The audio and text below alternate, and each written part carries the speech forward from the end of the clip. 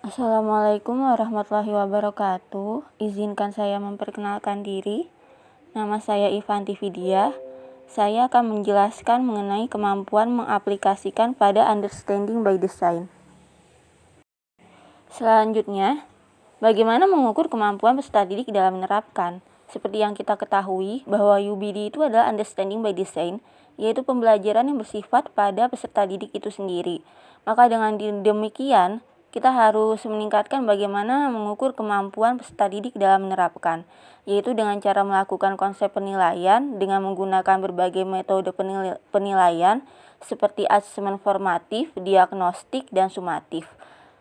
Dalam berbagai metode penilaian ini adalah disebut sebagai pengukuran dalam meningkatkan kemampuan peserta didik dalam menerapkan pembelajaran sehari-hari.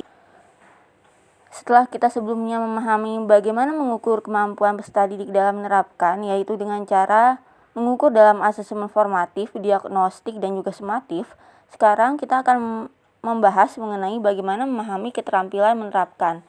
Dalam memahami keterampilan menerapkan, ada 4 hal yang perlu diperhatikan dan bahkan perlu dipahami untuk meningkatkan keterampilan dalam menerapkan.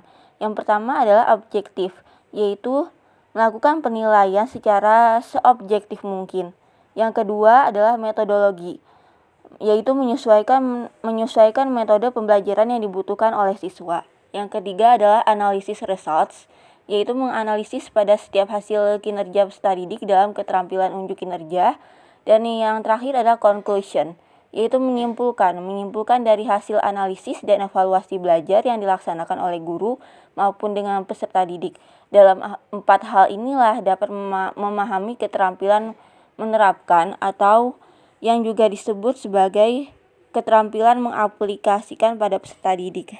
Berikutnya adalah bagaimana membangkitkan keterampilan menerapkan pada peserta didik atau pada siswa. Yang pertama adalah dengan creativity learning. Pembelajaran ini dapat dilakukan oleh guru dengan membangkitkan semangat dan motivasi peserta didik, kerja kelompok, atau memecahkan masalah. Yang kedua, berlatih secara konsisten. Peserta didik harus dibimbing berlatih secara konsisten untuk meningkatkan keterampilan pada siswa dan kemudian membuat konten interaktif dan menarik, yaitu mengeksplor berbagai hal baru dalam pembelajaran dengan konten kreatif belajar dan menarik. Berikutnya yaitu adalah kelebihan kemampuan menerapkan dalam understanding by design, yaitu yang pertama mampu memberikan suatu perubahan dinamika belajar, yang kedua menjadikan siswa lebih aktif dalam membuat konten belajar yang menarik, dan yang ketiga adalah menggali potensi peserta didik dan melepaskannya. Selanjutnya adalah kekurangan keterampilan menerapkan dalam UBD. Yang pertama, kekurangan keterampilan menerapkan dalam UBD adalah siswa kurang fokus dalam belajar. Dan yang kedua, guru terlalu menyamaratakan setiap kemampuan peserta didik, padahal masing-masing setiap peserta didik memiliki kemampuan yang berbeda. Dengan demikian, presentasi yang dapat saya sampaikan. Mohon maaf apabila ada kekurangan dan kesalahan dalam presentasi ini. Terima kasih. Wassalamualaikum warahmatullahi wabarakatuh.